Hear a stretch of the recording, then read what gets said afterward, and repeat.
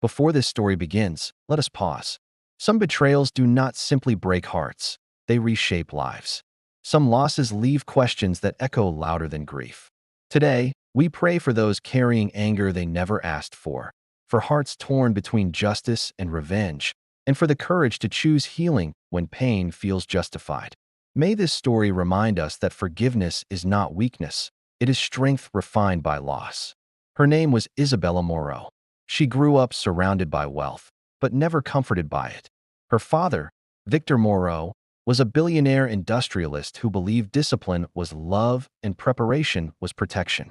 He built his empire from nothing, and he raised Isabella the same way, with precision, expectations, and emotional distance. Victor rarely said, "I'm proud of you." Instead, he prepared her for a world that shows no mercy. He taught her how to read contracts before stories, how to sit in silence during negotiations, and how to recognize ambition hiding behind smiles. Isabella admired him, even when she longed for warmth. Then one night, everything ended. Victor Moreau was found dead in his private office. A sudden heart attack, the doctors said. No warning, no goodbye. The man who controlled empires left the world quietly. Isabella arrived too late. She stood beside his body, unable to reconcile the power he once held with the stillness before her. Grief didn't arrive loudly. It settled, heavy and suffocating. The funeral was grand. Powerful men wept publicly. Rivals offered condolences. Cameras flashed. Headlines mourned a legend. But Isabella felt hollow. Days later, she entered the boardroom for the first time as leader. Victor's chair sat empty at the head of the table, untouched, respected, feared even in absence. And then she saw him, Julian Cross, her father's greatest rival. For decades, Victor and Julian had competed fiercely, markets, acquisitions, influence. Their rivalry was legendary but controlled. Julian was brilliant, charismatic, and dangerous in the way intelligent men often are. Julian spoke kindly that day, offered support. His condolences came quickly, too quickly. Something felt wrong. Grief sharpens instinct, and Isabella's refused to be quiet. Sleepless nights followed. One evening, driven by intuition more than logic, Isabella entered her father's private study, a room he never allowed her to touch. Inside a locked drawer, she found files Victor never shared, emails marked urgent, financial models scribbled with red ink, call logs, and a folded handwritten note. If anything happens to me, look closely at Julian. Her hands trembled. What she uncovered next shattered her world. Illegal mergers, hidden offshore accounts, market manipulation disguised as strategy. And at the center of it all, Julian Cross. Victor had discovered everything. He had planned to expose him.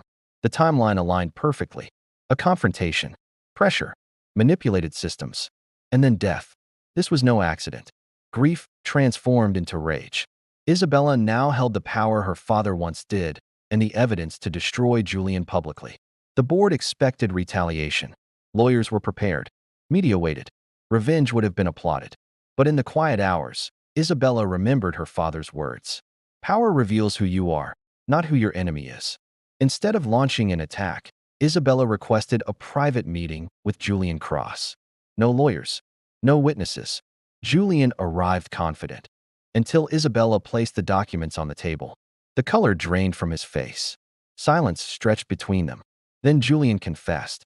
Victor had confronted him weeks earlier, threatened exposure. Julian panicked. He pressured people, altered systems, and created conditions he could no longer control. He never intended for Victor to die, but his actions made it inevitable. Julian waited for destruction. Instead, Isabella stood. I could ruin you, she said calmly, and no one would stop me. Julian lowered his head. But I won't, she continued, her voice trembling beneath control. If I destroy you, I become what killed my father. You will step down.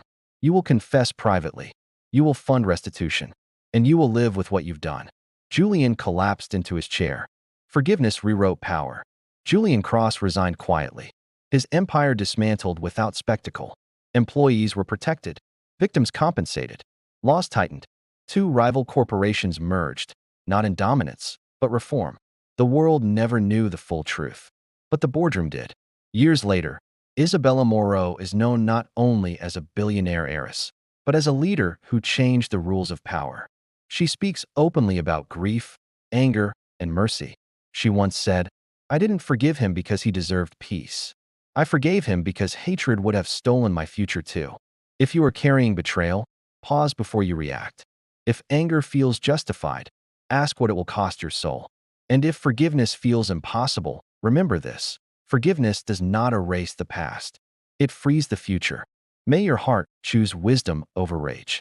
May healing rise where loss once lived. And may you learn, sometimes the strongest act is mercy.